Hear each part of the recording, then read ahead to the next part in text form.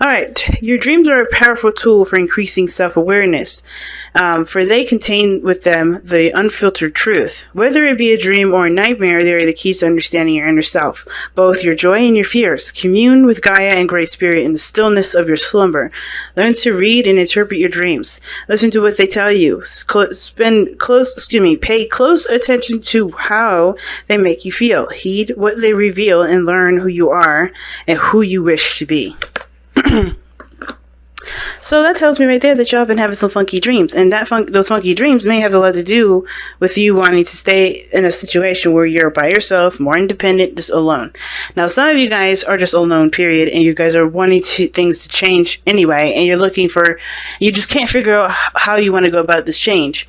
I think some of you guys may want to be alone, but then you also don't, and that kind of being pulled between two sides of the street kind of is why you have the two swords there in the first place. Like, some of you guys want to be alone, but then some of you guys don't. Okay? And it's hard for you guys to want a relationship, but also not really want to take on a relationship, if you get what I'm saying. So, if we look at this diagonally already from Heed Your Dreams, we got the Two of Pentacles in your past, which would, like I said, would indicate distractions. But it also talks about balancing situations and trying to make a really valuable decision. A decision that would reflect in not only commitments, but also taking up the work necessary to make this decision a reality. And that reality has a lot to do with what your dream is. And I think the thing is that considering that Heed Your Dreams is here and the Two of Coins is all about pushing those dreams back or pushing beyond your emotions, your focus has been only on what can I get in this physical present instead of using my power of dreams to manifest exactly what I want. Because I feel like one of these pentacles here is your dream, is your heart's desire. But because, yes, it's not maybe in front of you, or perhaps this is about what you can do physically in the moment at this time, the dream aspect has been put aside. Therefore, the person that you want, the person that is your person, the King of Swords, is on the outskirts of the decision making. Now, considering that some of you guys may have been trying to figure out what needed to be done or trying to keep the balance of a situation because you liked being in your dreams with the person that you're with, or you have a dream bay, but this dream bay is purely in your mind. It's really interesting. It's not like the King of Cups, and I kind of get this feeling that this King of Swords kind of protects you in a way. This person that's like a stand-in for the person that you want is really legitimately an imaginary friend or an imaginary partner, because this person is your way of keeping your defenses up and keeping somebody outside of you. So it's different from the King of Cups when it comes to manifesting your partner, because I think this is someone that's a stand-in here. Okay, because the King of Swords is a truth, is a belief system, or he is the representation of his own beliefs and logical thinking. And the fact that this is external is that it's mostly because I feel like this is either someone that's outside of you that's trying to communicate with you, and you don't notice them because you're not, because the person that you want is someone that you may not believe you can have, because your emotions are different than what is physically presented to you. Or, this is someone that you have in your mind at this moment that's feeling like a really weird construct of protection and safety, and is keeping you from wanting anything outside of yourself because it's too much work, or it's just, you found balance this way. You found about balance in your life by having somebody in your mind to take that time up or take the space for a relationship. But it doesn't replace the physicality of it. Like, the idea of a man or idea of a woman or idea of a person or a partner or a friend is wonderful. But can it physically happen? Well, we have this in the very center. As a dream. Doesn't mean it can't happen, but it starts by one believing that you can have a dream, you can have that dream come true. The Magician is your underlying energy for a reason. It starts by recognizing that you have the tools to manifest what you want, but it also means that you have to believe in yourself that you can have these dreams come true. and have them manifested in your present moment. And the reason why you have the magician here is because the Two of Swords is back. Interesting. Two of Swords. Why do you have the Two of Swords in the first place? See why. The Fool. Taking a leap of faith. And that leap of faith, that leap of freedom to put yourself out there, you've done it once. And now it's like you don't know if you're ready to do it again. You don't know if you're ready to do it again. You don't know if you're willing to do it again. And that is because, it's trusting yourself that's the biggest thing. Now, another thing I noticed is that the King of Swords would be Aquarius, right? That's you. It can be. It doesn't have to be you. It doesn't have to be tied to you. Please read the reading based off of what resonates, right? But I kind of get this feeling that, you have a dream. You do want to make those a reality, but the problem is that yourself, meaning now that you are in your own way, which it kind of is saying that. And the reason why is because you do not trust yourself. You do not trust yourself. You do not trust anyone outside of you. And therefore, it's very hard to have any sort of dreams. And probably even you try to stop your dreams or you start to control what you feel, experience, because you don't trust that anything can come. You feel like the real you is not you right here. Because it's interesting to have the King of Swords, your card, as an external energy from where you are right now. And the Hermit is really a card of reflection and going back within, but you're outside of yourself. It's very weird. To see the King of Swords here with the Hermit is very weird. It's like you are looking within yourself and looking at yourself from an external view. It's almost like you're criticizing yourself. And it's really odd because the Hermit is not a criticizing energy. He looks to heal himself. He looks to repair things. But where you guys are going, you guys are like isolating yourselves and and ostracizing yourself at the same time. It seems like some of you guys may not even agree with this or not even, make sense, not make sense of it, but like more of like you guys just don't, it's not happening. But some of you guys, with this reflection, which is nothing wrong with reflecting and looking back and figuring out who you are, figuring out your, through the truths that you've experienced, it does tell me that you've been through a lot. But it looks like you're hiding out from yourself. Oh, shoot, okay. Well, the Knight of Pentacles is... Okay, so, like I said, the Hermit, it talks about the reflection and looking within. It can talk about alienating yourself or putting yourself in a situation where you're more isolated than you were before. And I feel like it's the reason why is because of the dreams that you may have. You're trying to understand yourself through the dreams that you're having about your ideal person, about the person that you want to come in to offer, either to offer you something or you want to offer them something. I kind of get this feeling that you're, like I said, you're okay with being solo, but the problem also is being solo, and the reason why you haven't decided to make, to go out there and find a real person or whatever is because they don't measure up to what your dream babe looks like and what your ideal person is. I don't think you're focusing on anything impractical, because the Knight of Pentacles would never focus on anything impractical. But I think the dream of somebody that you have, committed to, maybe the Knight of Pentacles, could be a Virgo, Capricorn, or a Taurus that's come in that's younger. Or it could indicate that this is about... Or you're looking very closely at the details of all of these, dreams, and you're studying those dreams. You're trying to understand these dreams, just like how the Heed Your Dream card was even suggesting. You're trying to understand why you're having these dreams in the first place, or maybe why you have these desires, or why these desires and wants are so astronomically huge for you.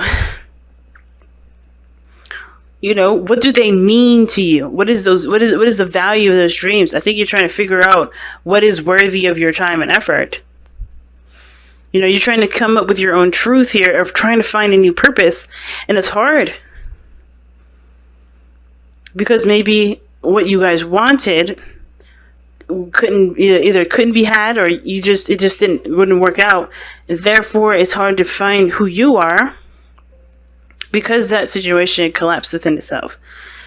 not having anything to do with you, or I don't think it's your fault.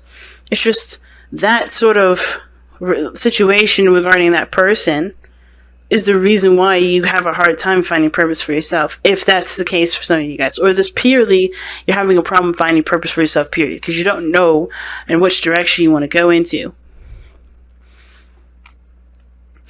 Now, your future is suggesting the Two of Wands being in your, obviously in your future, right? So that can indicate, like I was saying before, making a decision about where you want to go, what you want to do, how do you want to pursue your goal?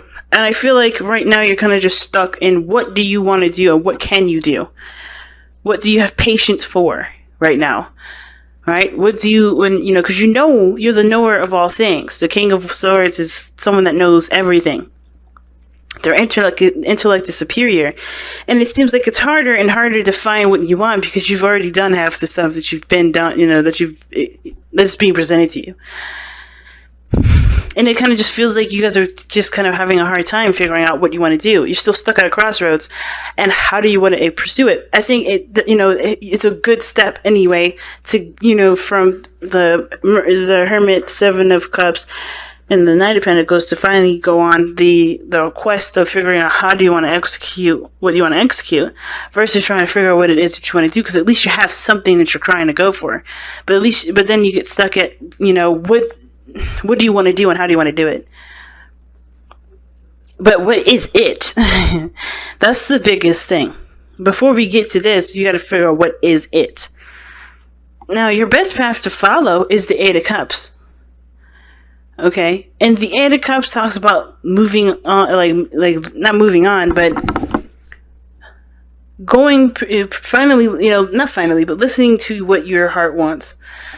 The Eight of Cups is very similar to the Seven of Cups. And I don't think you're going to find anything through the options that you have right now, even though they're realistic options. I don't think neither of these options are appealing to you whatsoever. They're some doable, Knight of Pentacles, they're doable. And I feel like these dreams and, stuff, they're kind of good at keeping you where you are and procrastinating from making a real decision, which would be none of these decisions, but truly just going on faith and going on what you truly want to pursue, or finding out within yourself or finding out outside of these options what it is that you want, what it is that will make you happy, finding your ninth cup, finding your cup, your specifically designed cup, instead of finding a cup that's predetermined or pre-existing.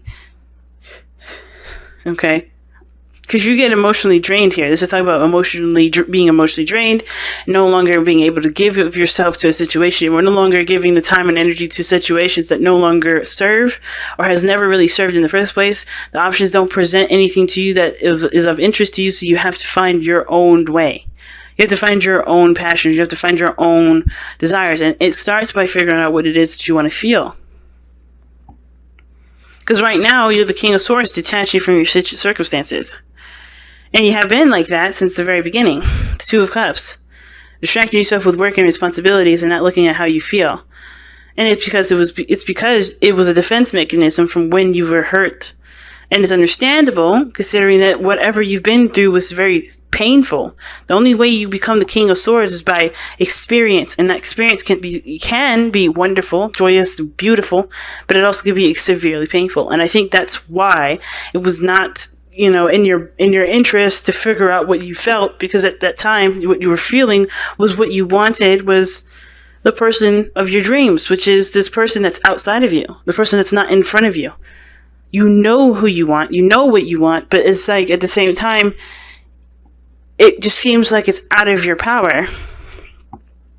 And it doesn't mean that you can't have it. It just means that this person may come in a different form, or this person may be right there around you, but your focus is so much on the realistic or the real because you've dealt with something that wasn't, or you feel like you've dealt with something that wasn't.